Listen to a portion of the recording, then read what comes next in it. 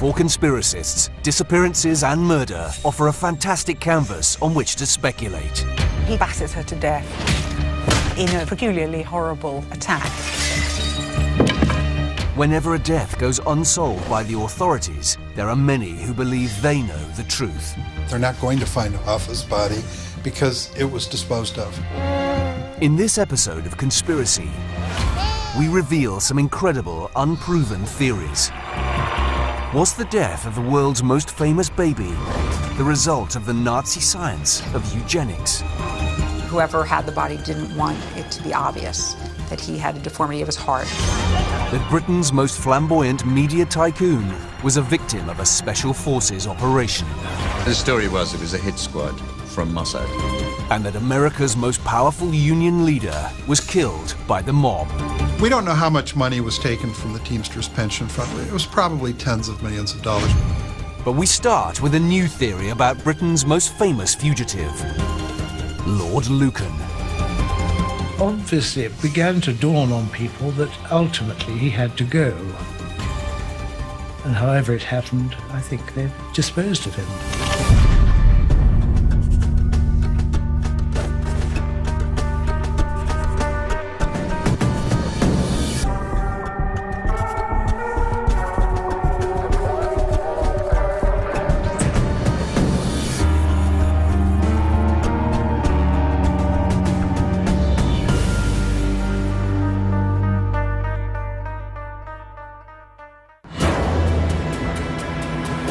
On the 7th of November 1974, in the heart of one of London's most exclusive neighbourhoods, a brutal murder took place.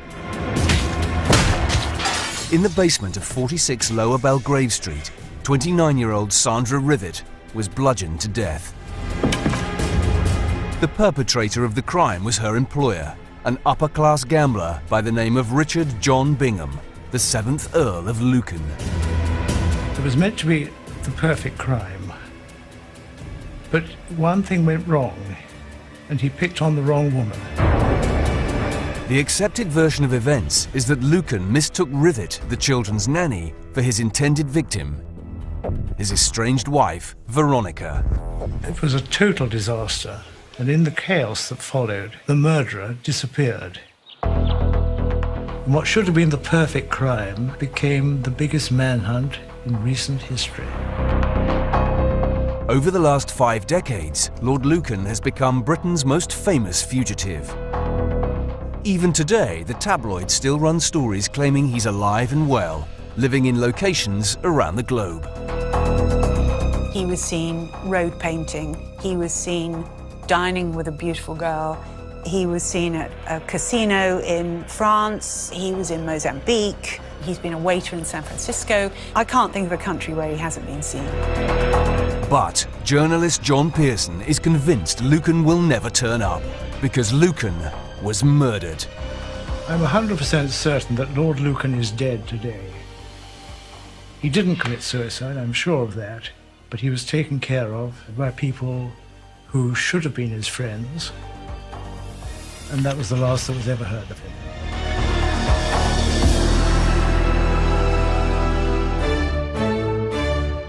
The 7th Earl of Lucan was born into a world of wealth and privilege.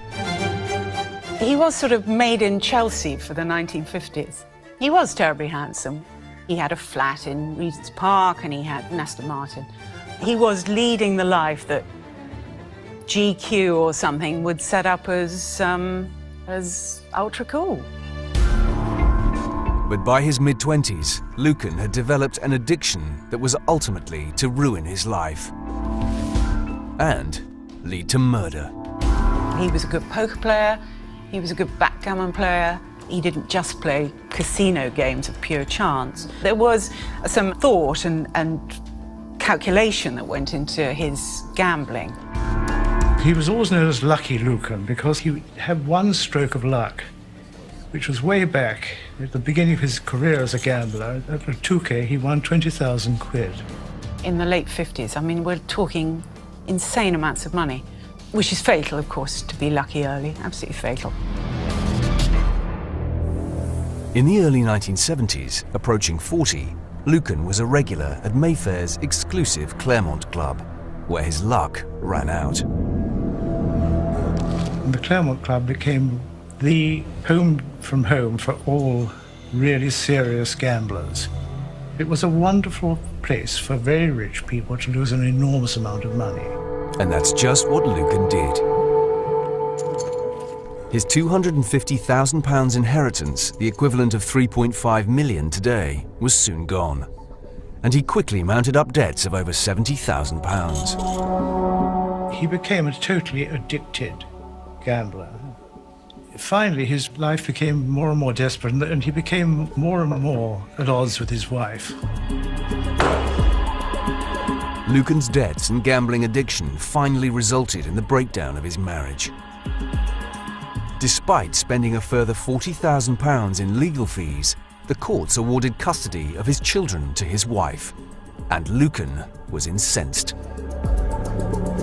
He certainly felt it was an unjust decision. Between then and the murder, his driving obsession seems to have been getting that decision overturned and getting the children back. Desperate to remove his wife from the equation, Lucan began to plot her murder. John Pearson believes he had help from the contacts he'd made at the Claremont Club and their alleged connections to the underworld. He was talking to everyone at the Claremont, as far as one could see. Lots of people went on record saying, you know, I've got to kill my wife. Now, what was extraordinary about it was that the way the friends of his in the Claremont backed him up. The idea was that he was going to kill his wife on the night when the nanny was off, drive her down to New Haven, hand the body over to the person who ran the little facility, which was the way of getting rid of bodies, and go off into the night and get back into the Claremont in time to start carrying on gambling. On the night of the murder, Lucan swapped his Mercedes for a friend's less memorable Ford. He drove to his former home in Belgravia and then lay in wait for his wife in the basement kitchen. But in the dark, it was the children's nanny, Sandra Rivet, who entered the basement. Lord Lucan mistook Sandra for his wife and battered her to death. In a very prolonged and peculiarly horrible attack.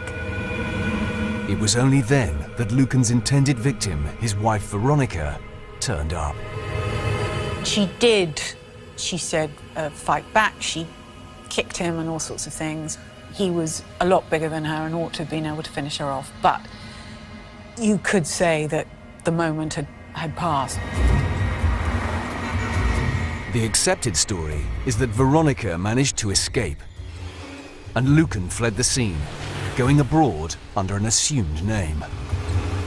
But John Pearson believes something very different happened. I think he was taken care of by people who should have been his friends, and however it happened, I think they've disposed of him.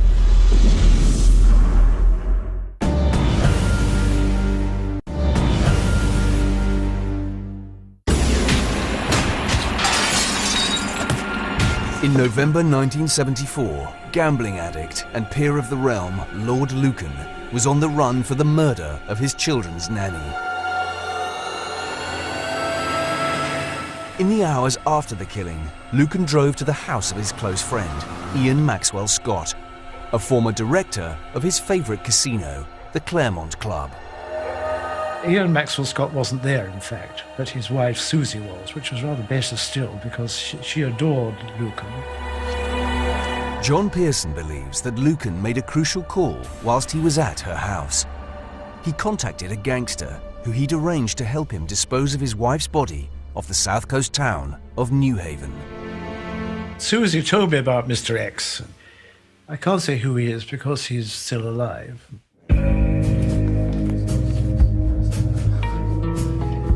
He was a part of the criminal underworld, and the more I discovered about him, the more he did fit.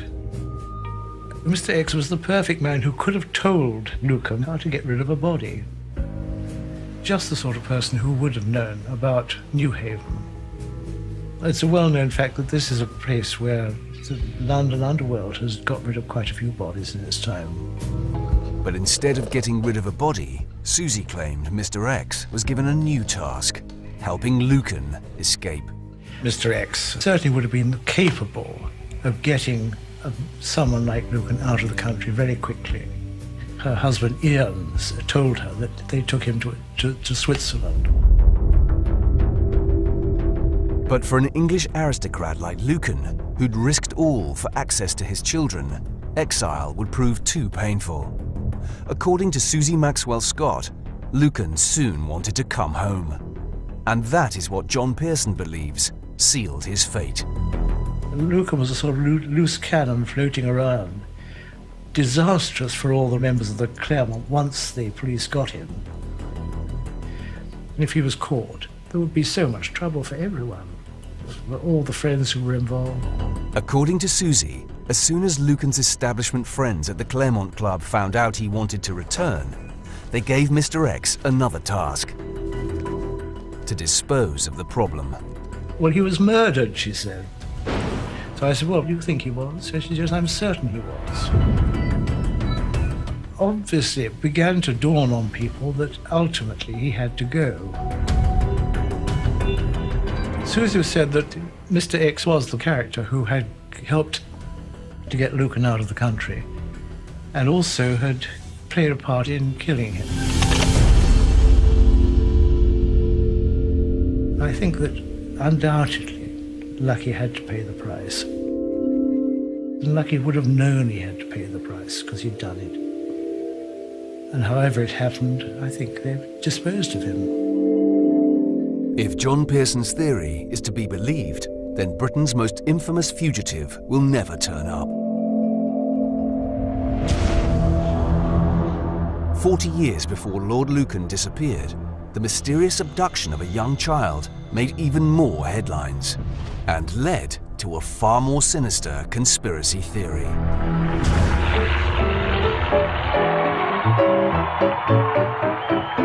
On the 21st of May 1927, an unknown 25-year-old US air mail pilot touched down at an airfield just outside Paris.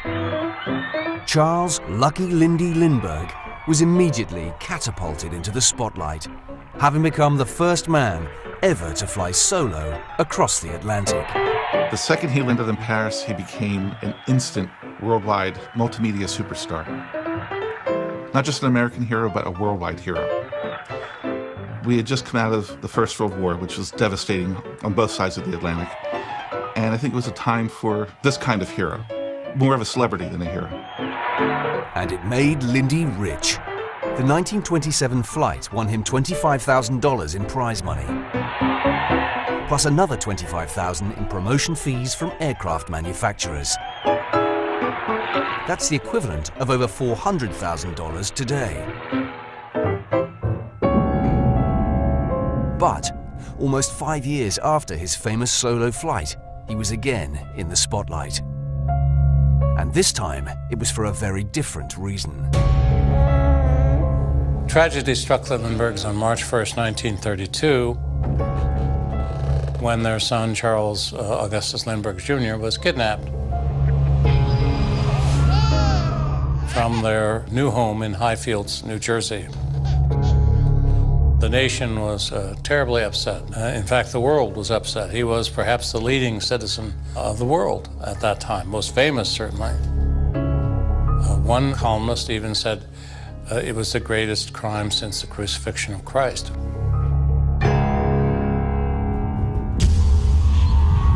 Lindbergh's baby, Charles Jr., was found dead 6 weeks later. The subsequent investigation led to the arrest of a German immigrant, Richard Hauptmann. Caught red-handed with the ransom money, he stood trial in January 1935. But some people believe that Hauptmann was no more than a bit player in the case, and that the person who should have been held to account was none other than Lindbergh himself. From the time of Hauptmann's trial, there have been those who proclaimed his innocence, and there were those who thought Lindbergh was involved. from the very beginning, too. The theory that Charles Lindbergh was behind the kidnap of his own child is based on the way Lindbergh behaved after his son went missing and before the body was found. From the very beginning, Charles Lindbergh says he will not brook any interference by the police in his efforts to get his child back. Lindbergh handled negotiations with the kidnappers, reducing the ransom from $100,000 down to $50,000. That wouldn't happen today, would it? Not even by the rich and famous, it wouldn't happen. But at that time, the rich and famous could easily say what they wanted. And when it came to handing over the ransom, Lindbergh insisted on maintaining control. The police would like to have sent people trailing the car that had Lindbergh in it, but this was not allowed. The governor and the commander of the state police, Colonel Schwarzkopf, kept everybody away from this. The state of the crime scene has also raised suspicions. What they discovered was the room had not been disturbed, and it didn't look like a crime scene at all. It looked so completely undisturbed.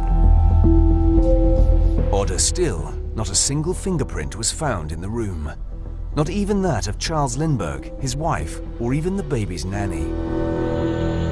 Whoever was involved in the kidnapping had time to cover their tracks. But not once did anyone openly suspect Lindbergh. Then, on the 12th of May 1932, the kidnapping of the century became the murder of the century.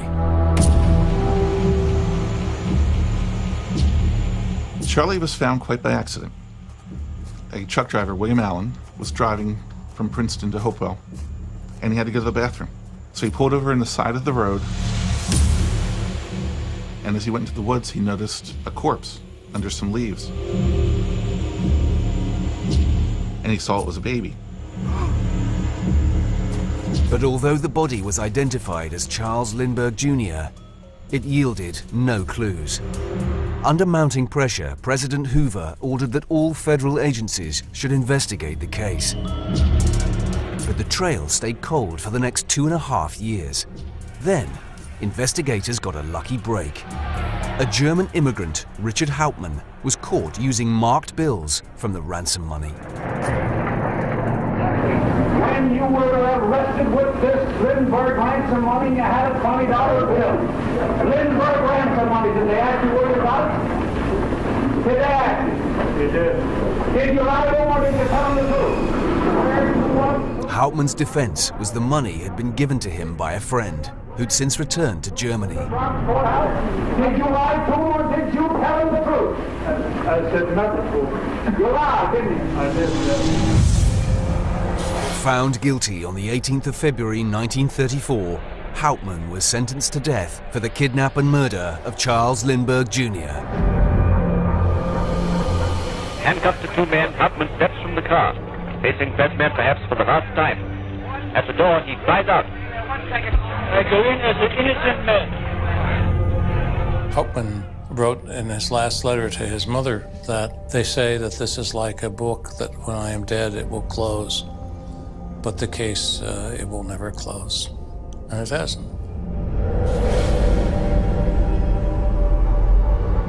This is the actual electric chair that was used by the state of New Jersey from around 1902 until the early 1960s.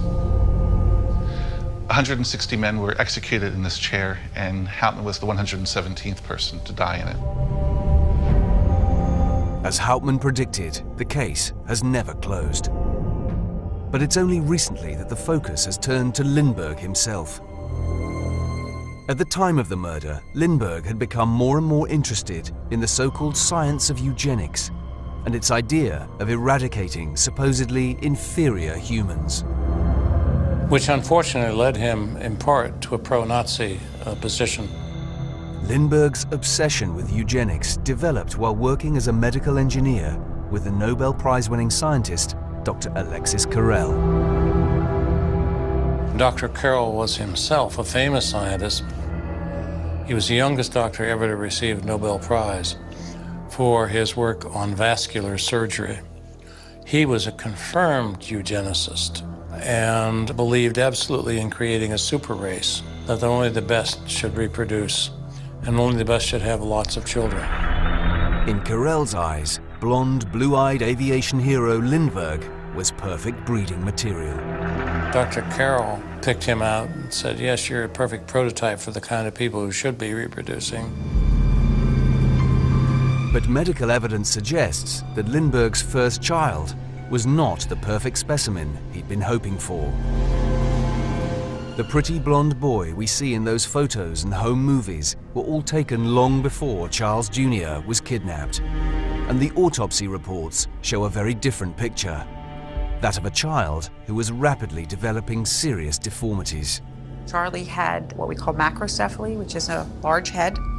His soft spot, or fontanelle, remained open even when his body was found. His skull was very thin, which is all consistent with hydrocephalus, or the fluid buildup. Many of the body's internal organs were missing, which was put down to animals removing them. But macrocephaly can also affect internal organs, and Dr. Schwartz believes that someone may have removed them from Charlie Jr.'s body to cover up his deformities. Some of the deeper organs were missing, but not the superficial. So I don't know an animal that could selectively go, around the heart and take out part of the lung. Whoever had the body didn't want it to be obvious that he had a deformity. So the selective removal of certain organs was very interesting. But eugenicist or not, could a loving father really murder his own son? Lloyd Gardner believes that all his life, Lindbergh's obsession with being in control was a symptom of a condition called narcissism. It's beyond narcissism. It's beyond egomania. I mean, it's Nietzschean in a sense. Although never diagnosed, if Lindbergh did suffer from narcissism, it may well have contributed to the death of his son. Narcissists believe very strongly indeed that they're extremely special people. And if anything happens that attempts to dispel that belief or calls it into question, narcissists famously fly into a rage, can get very hostile and very angry, and possibly very dangerous. I think anything which he felt would hold him back in any way was a problem. Now, how do you deal with this problem?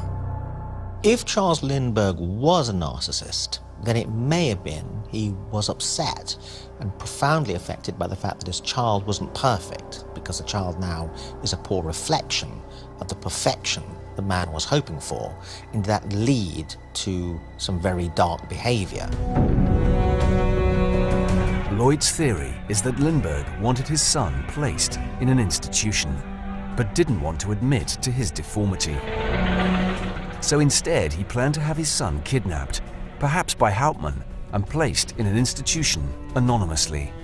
But the plan went horribly wrong. The child died while it was being kidnapped. That's one explanation. Can I prove any of that? No. But piecing together all these other external things, that's a reasonable scenario given the impossibility of all these coincidences and one person doing it alone. Whether he was involved in the kidnapping or not, Richard Hauptmann stayed silent until the end. Some people think he did that because he was innocent. Others think that he did that because he was afraid that if he said that other people were involved with him, they would go after his wife and child. Whatever the truth, it died on this chair, along with Richard Hauptmann. Our next story concerns the disappearance of one of America's most powerful men, who some claim was killed by the mob in 1975.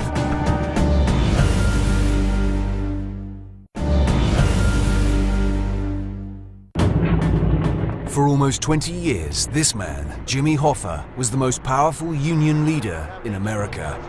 As president of the Teamsters, the truckers' union, he was the ultimate blue-collar hard man. Teamsters always had a reputation of they're the guys that'll break your legs if you mess with them. But on the 30th of July, 1975, Jimmy Hoffa disappeared. And ever since then, people have been looking for a body. People have been running around on a wild goose chase for 40 years. It's like looking for the Loch Ness Monster. The latest big search happened as recently as 2013, when the FBI dug up a barn outside of Detroit.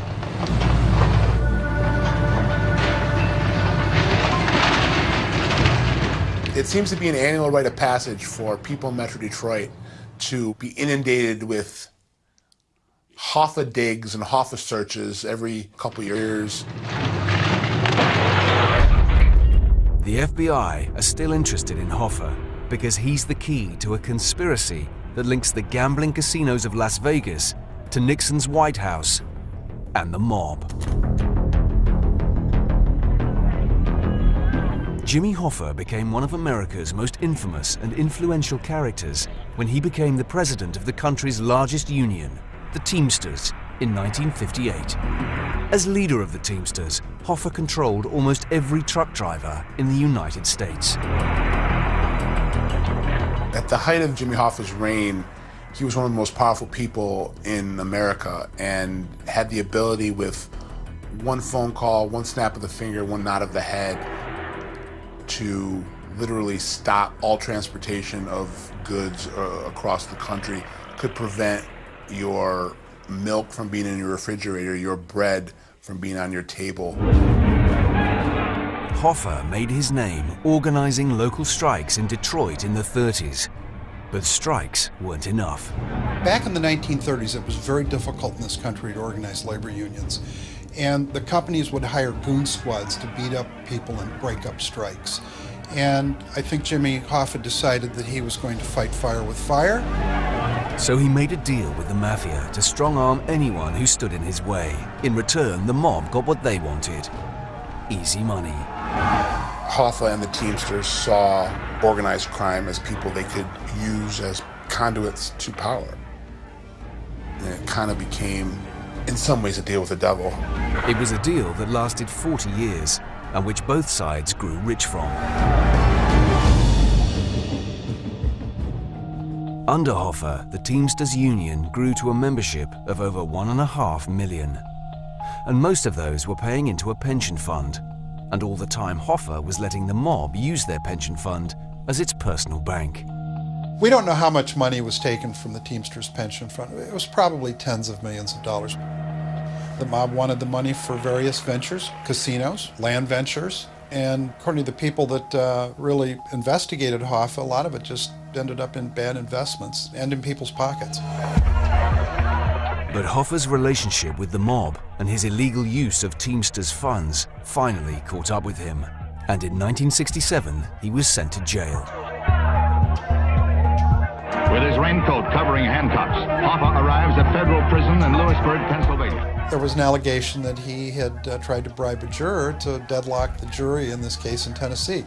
They got him for several years on that. Then there was a case out of Chicago where he had allegedly misused Teamsters fund to bail himself out of another problem. And the total price tag on that was 13 years in prison. While he was behind bars, Hoffa tried to ensure that it was business as usual by appointing his deputy, Frank Fitzsimmons, as acting president of the union. But that, many believe, was the decision that would lead to his death. Frank Fitzsimmons was the definition of someone you could tell what to do. And the mob got a taste of what life was like with someone that was much easier to control, looking after that golden goose, which was the pension fund. But even behind bars, Hoffa was a hero of the Teamsters' rank and file, and they wanted him back. So some claim a deal was done with one of the biggest criminals in American history, President Richard Nixon. We had a problem here called Watergate, and essentially there were some people that were involved in President Richard Nixon's re-election campaign that broke into the Democratic National Party headquarters. And the story goes was that if they let Hoffa out, the Teamsters were going to give Nixon and his people $300,000 as hush money to silence the Watergate burglars so they wouldn't tell authorities that the Nixon people put them up to the burglary. Tapes from the White House appear to show Nixon discussing the deal with his assistant press secretary, John Colson.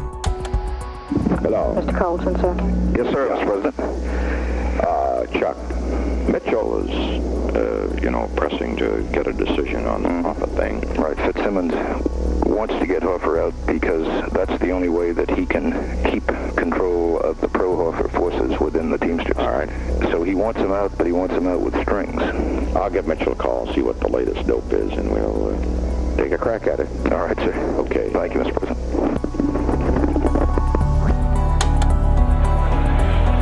Whether Nixon took the money or not, he did cut Hoffa's 13-year sentence, and the former Union leader served only 5.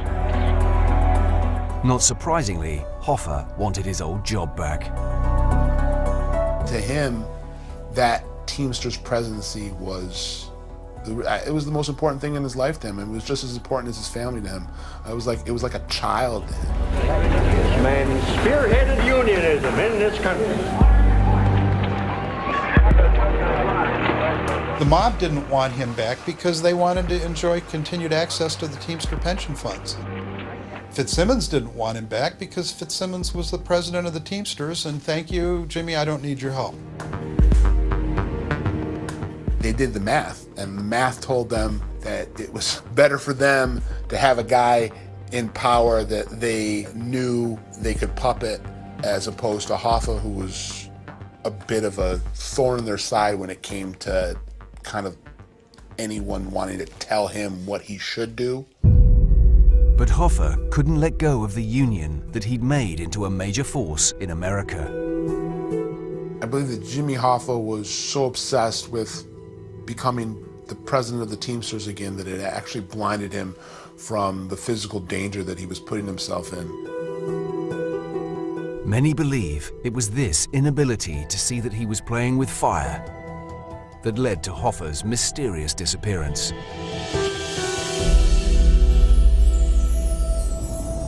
On the 30th of July, 1975, Hoffa told his wife he was going to the Matches Red Fox Diner in Detroit for a meeting with some mob connections from his time as president of the Teamsters. It was the last anyone saw of him. But author Scott Bernstein believes he knows what happened. Hoffa showed up at 2 o'clock for his meeting, sat in the dining room for over a half hour until he realized that he had been stood up. He claims that just as he was about to go home, a car drove up. In it was his trusted friend, the mobster, Tony Garcione, and at least one other. I don't think Hoffa would have gotten into that car if he thought his life was in danger. He felt comfortable enough with whoever was in that vehicle that he climbed in and went away. I believe they took him on a ride that would have lasted 3 or 4 minutes to that house that belonged to Carlo Licata, a member of organized crime. I am 99% confident that he was taken to Carlo Licata's house, murdered there.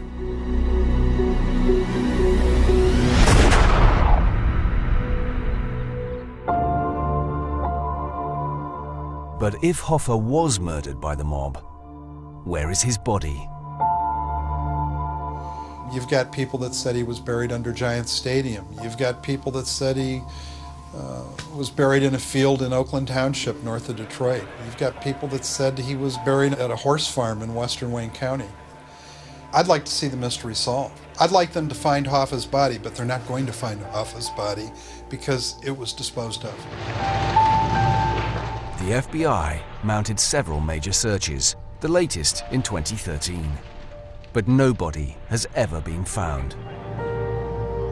In 2010, they took samples from the house where he was allegedly shot, but no DNA linked Jimmy Hoffa to the scene. Hoffa's middle name is Riddle, and this is one of those mysteries that's wrapped in an enigma inside a riddle, and we may never get the answer to it.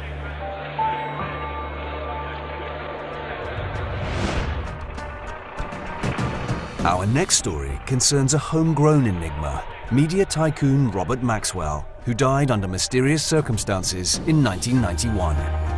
The story was it was a hit squad from Mossad.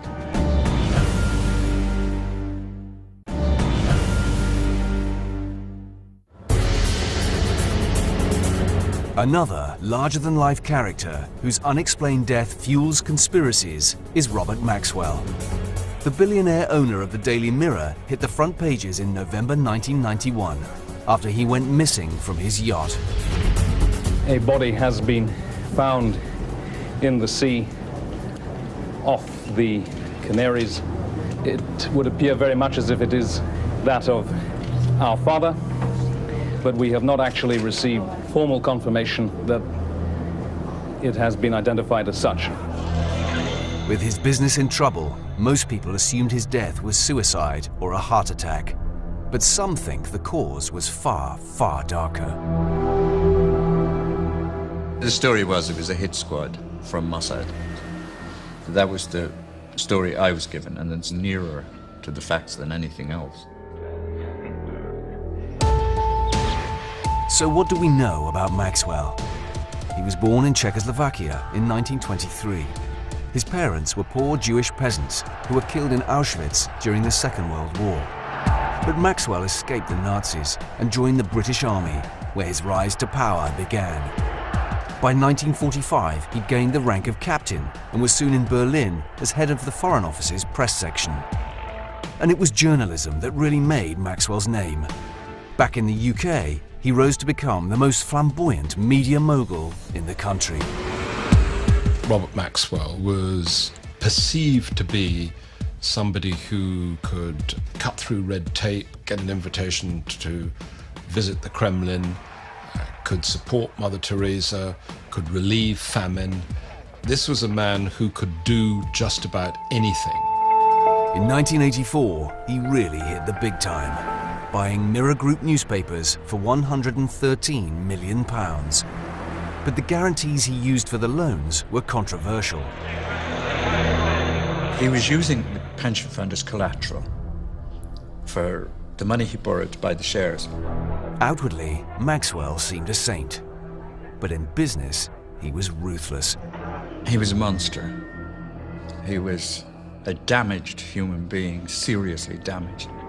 He was a complete bully, an exceptional, bombastic bully. And his sense of other people was probably zero. Maxwell's business empire was built on borrowing, and when he needed cash for his creditors, he simply took it from his company's pension funds. But in 1991, there were allegations of a far greater crime coming out of the Mirror Group: arms dealing. The allegations were made in Parliament by Nigel West, then a sitting MP, on the 21st of October of that year. Well, I received from the best possible source a series of documents that indicated that an employee on the Mirror was engaged in trading for arms with the knowledge of Robert Maxwell.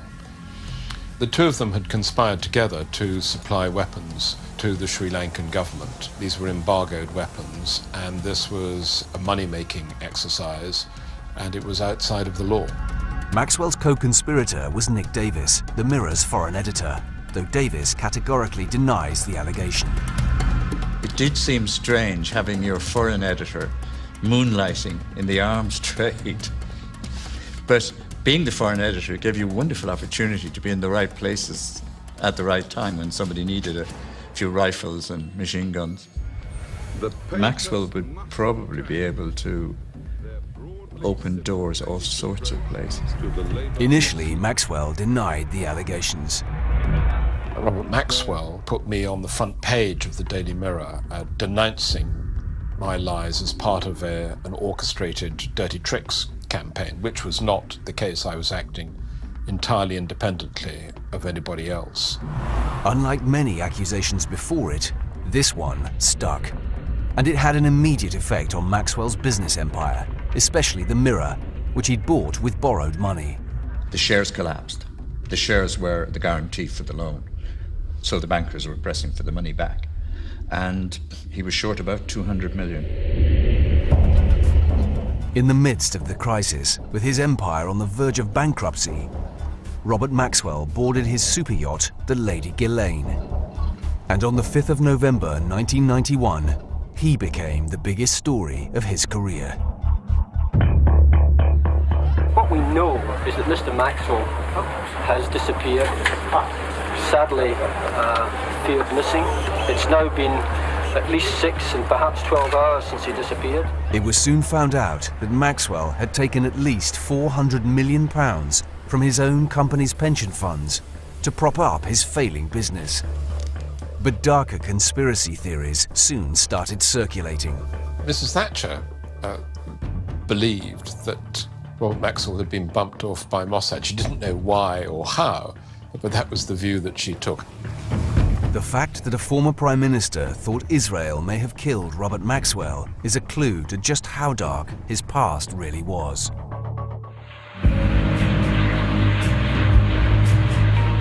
It's claimed the Israeli connection began in the 1940s, when Maxwell illegally smuggled parts for aircraft into Israel to keep its air force flying during its War of Independence.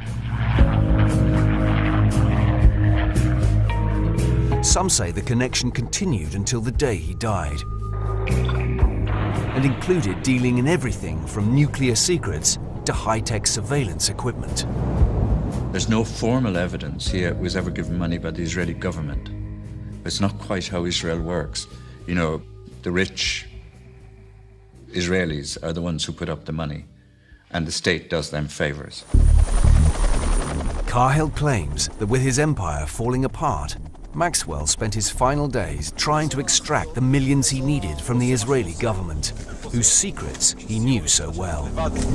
Maxwell had been blackmailing the Prime Minister and had been moved from asking for money to demanding money and saying what he'd do if he didn't get it. Good morning. The Prime Minister at the time was Yitzhak Shamir, an ex-assassin and Mossad kingpin. He was not a man to threaten, and, if the allegations are true, he decided to act on the night of the 5th of November, 1991. Sometime during the night, it's said around 4 o'clock, but it's never been confirmed, that he phoned for coffee or something, and that's the last contact. At 11 o'clock, lawyers from one of Maxwell's companies phoned the yacht and demanded to be put through. It was only then that Maxwell was discovered missing. Initially, few people thought that it was any more than a suicide, or perhaps a heart attack. Maxwell's company in trouble. The foreign editors and arms dealer scandal in the office, and Maxwell had plenty of enemies. Loads of people who wished him well. Probably wished he'd spent a little longer drowning or whatever it was. But many conspiracy theorists believe Maxwell met his end when Shamir's Mossad squad boarded his yacht from a fast speedboat. To board his yacht without being detected while it's on the move on the high seas, to toss him overboard without any evidence of violence, I think is stretching credibility. But Cahill doesn't think Mossad needed a speedboat. He thinks Shamir's squad was already in the Lady Ghislaine when Maxwell arrived, disguised as members of the crew. Nobody ever interviewed them, they disappeared. And the Spanish police didn't go after them either, as far as I know. And one of the other curious things, none of the tabloid press have produced anybody from the crew who's credible with an account of what happened. If the crew on board the Lady Ghislaine that night were Mossad agents, as Cahill believes, then the final act in this conspiracy came 5 days later, when Shamir buried his alleged victim in Israel's most holy of places, the Mount of Olives. Like so many conspiracies, we'll never know the truth. Was Maxwell buried a hero of the Israeli people, or as a blackmailer who paid the ultimate price? After the storm, there is no calm. Looking after the law whilst in a personal pain prison makes Sheriff Longmire a must-watch on 5 USA Next with a new season. Here, though, someone's having their hopes of Winnie dashed in the Big Brother live eviction.